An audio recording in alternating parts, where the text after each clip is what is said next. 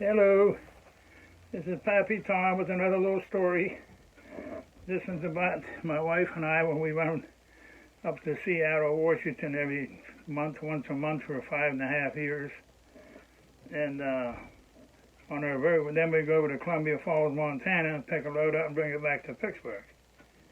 Well, every time we went up, we did it for 5.5 years, once a month. Crossed all them scales going out there.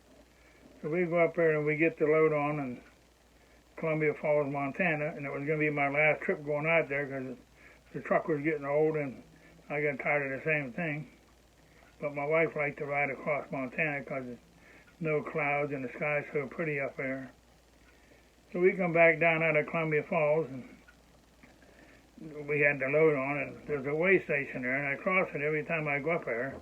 Like 12 times a year I cross that same scale. So the fellow got them speakers there, and he hollers, he says, how about pulling that thing over to the side there and bring all your paperwork in? I said, well, it's chilly out here. I said, I got the motor running for the wife to keep warm. You won't be long. So I told Pat, I said, well, when I get out of the truck and walk, when I get close to the door, just reach over here and turn the truck off. So she did. So I go in there, and the guy says, how you doing today? I said, I'm fine. How are you? He says, good. He said, I want you to be quiet for a minute. I want to hear something. So I stood there, and I didn't hear nothing. I don't know what he was listening to, but I didn't hear it. He says, oh, he said, ain't that funny? He said, I don't hear nothing. I said, I didn't hear nothing either.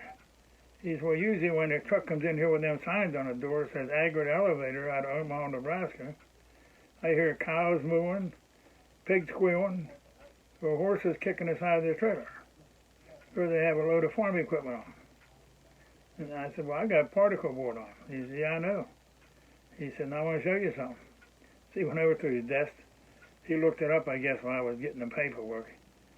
It says right in the book that he had there, Agrid Elevator, all your lot of haulers, livestock and farm equipment. I said, well, I don't have that then, but this is my last trip. I'm not coming back up here anymore.